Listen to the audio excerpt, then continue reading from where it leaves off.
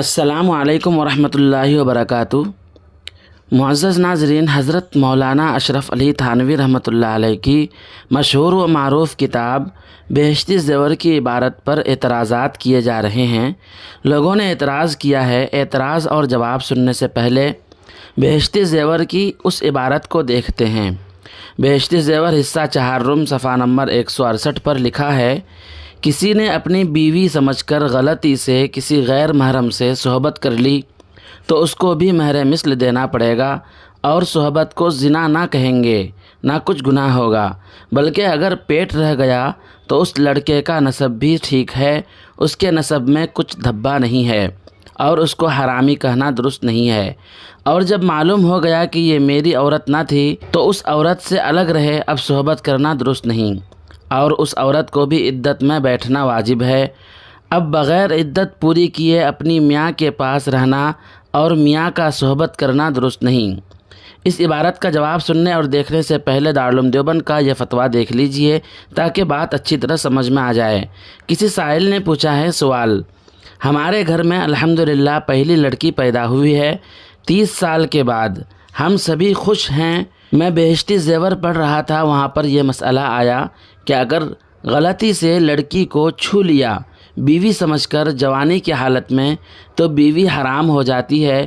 اس مسئلے پر میں بہت ڈر گیا ہوں۔ اگر میں اپنی 6 ماہ کی بیٹی کو پیار کروں تو بہت ڈر لگتا ہے، بہت وسوسے آتے ہیں، جبکہ میری بیٹی کے لیے میرے دل میں ایسا کچھ نہیں ہے۔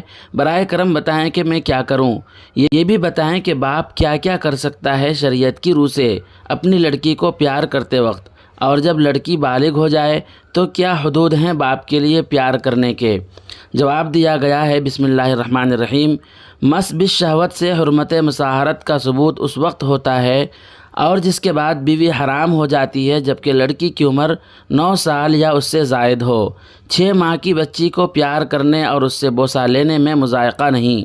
اگر ایسی حالت میں شہوت بھی ہو جائے تو بیوی حرام نہ ہوگی۔ ہاں، شہوت کے اندیشے کے وقت اس طرح کا پیار نہ کرنا چاہیے۔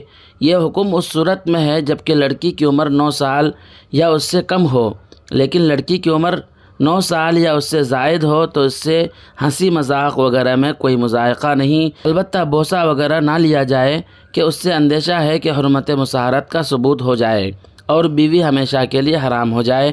واللہ تعالی عالم۔ دارالفتہ دارالعلوم دیوبند۔ دوستو، علامہ یوسف بن نور ٹاون کراچی سے کسی نے بہشتی زیور کے مسئلے کے متعلق فتویٰ پوچھا ہے۔ سوال، ایک شخص نے مجھ پر درج ذیل مسئلے کے حوالے سے اعتراض کیا ہے، اس مسئلے کی تفصیل درکار ہے۔ کسی نے اپنی بیوی سمجھ کر غلطی سے کسی غیر محرم سے صحبت کی تو اس کو بھی مہر مثل دینا پڑے گا، اور صحبت کو زنا نہ کہیں گے، نہ کچھ گناہ ہوگا، نہ ہی کوئی حد ہوگی، بلکہ اگر حمل رہ گیا تو اس لڑکے کا نسب بھی ٹھیک ہے، اس کے نسب میں کچھ دھبا نہیں ہے، اور اس کو حرامی کہنا درست نہیں ہے۔ اور جب معلوم ہو گیا کہ یہ میری عورت نہ تھی تو اب اس عورت سے الگ رہے، اب صحبت کرنا درست نہیں، اور اس عورت کو بھی عدت بیٹھنا واجب ہے۔ اب بغیر عدت پوری کیے اپنے میاں کے پاس رہنا اور میاں کا صحبت کرنا درست نہیں۔ جواب دیا گیا ہے، شبہ کبھی محل، کبھی عقد اور فعل میں ہوتا ہے۔ تینوں کے احکام مختصراً درج ذیل ہیں۔ نمبر 1، جو بچہ محل یا عقد کے شبہ میں وطی کے نتیجے میں پیدا ہو وہ واطی سے ثابت النسب کہلائے گا، جبکہ واطی اس کے نسب کا دعویٰ کرے۔